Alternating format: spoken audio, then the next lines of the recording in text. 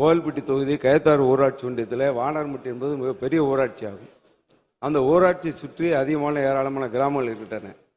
தேவையின் அவசியம் கருதிதான் நேற்றைய முதல்வர், இன்றைய எதிர்க்கட்சி தலைவர், நாளைய முதல்வர் மாண்புமிகு அண்ணன் அவர்கள், எடப்பாடியார் அவர்கள் 22/11/2020 அன்று தூத்துக்குடியில் நடைபெற்ற ஆய்வுக் கூட்டத்தில் வானார்மட்டி மற்றும் சிவஞானபுரம் ஆகிய பகுதிகளில் ஆரம்ப சுகாதார நிலையம் அமைக்கப்படும் என்ற அறிவிப்பை வெளியிட்டார்கள்.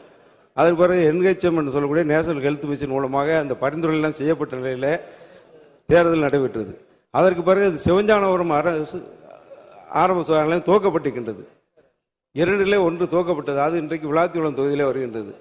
அரசு பாரபட்சமாக ஒரு கண்ணிலே வெண்ணையும் ஒரு கண்ணிலே சுண்ணாம்பும் என்ற நிலையில நீக்கிறேன். நீங்க கேளுங்க, காலையில திருப்பதியில எல்லாம் சாமி கும்பிட்டு வந்து நல்ல வார்த்தையா கேளுங்க. 2 அறிவிக்கப்பட்டதில் 1 நடைமுறைக்கு வந்ததில் மகிழ்ச்சி. ஆனால் இன்றைக்கு 2 ஆரம்ப அறிவிக்கப்பட்டதில் 1 துவங்கப்பட்டதில் மகிழ்ச்சி தான். என்னுடைய தொகுதி கோவில்பட்டியில் இந்த வானார்மட்டியில் அவசியமானது என்பதை மாண்புமிகு பேரவைத் தலைவர்களாக மாண்புமிகு அமைச்சருடைய கவனத்தை தெரிவித்துள்ளேன். மாண்புமிகு அமைச்சர்.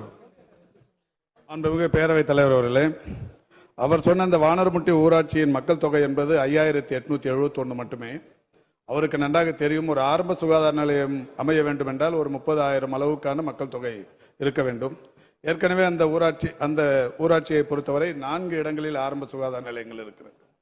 மாண்புமிகு உறுப்பினர் அவர்கள் சொன்னதை போல அவர் சார்ந்திருக்கிற அந்த தொகுதியில் மட்டுமே இந்த அரசு பொறுப்பேற்றதற்கு பிறகு மாண்புமிகு தமிழ்நாட்டின் முதலமைச்சர் அவர்கள் எந்த கட்சியை சார்ந்த உறுப்பினர் என்றெல்லாம் பாகுபாடு பாராமல் இதுவரை இந்த துறையில் மட்டுமே அவர் நிதி ஒதுக்கி தந்து செயல்படுத்தியிருக்கிற பட்டியல்களை போட்டால் நீண்ட நேரமாகும். அதுவும் குறிப்பாக அவருடைய தொகுதியில் ஊரணி தெருவில் ஸ்ரீராம் நகர் பகுதியில் 2 நகர்ப்புற நலவாழ்வு மையங்கள், இலுப்பையூரணி, அத்திக்குளம், விஜயாபுரி, கழுகாசலபுரம், செட்டிக்குறிச்சி, காமநாயக்கன்பட்டி, சிவஞானபுரம் ஆகிய இடங்களில் 8 துணை சுகாதார நிலைய கட்டிடங்கள், கீழேரல் மற்றும் கடம்பூர் ஆரம்ப சுகாதார நிலையங்களில் வட்டார பொது சுகாதார அலகு கட்டிடங்கள், அதேபோல் கழுகுமலை, கடம்பூர் மற்றும் கயத்தார் ஆகிய 3 ஆரம்ப சுகாதார நிலையங்களில் ஆயுஷ் நலவாழ்வு மையங்கள், கழுகுமலை மற்றும் கீழேரல் ஆகிய பகுதிகளில் 2 ECG கருவிகள்.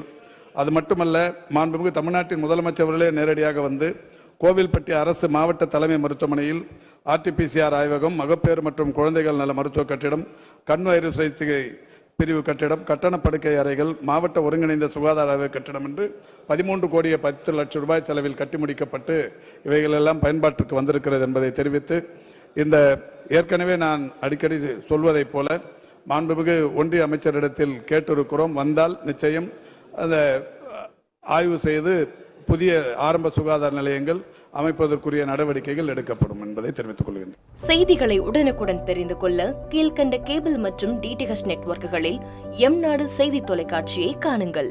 பாதகம் செய்பவரை கண்டால் நாம் பயம் கொள்ளலாகாது பாப்பா. மோதி மிதித்துவிடு பாப்பா, அவர் முகத்தில் உமிழ்ந்து விடு பாப்பா. அண்மை செய்திகளை உடனுக்குடன் தெரிந்து கொள்ள இணைந்திருங்கள் எம்நாடு தொலைக்காட்சியுடன்.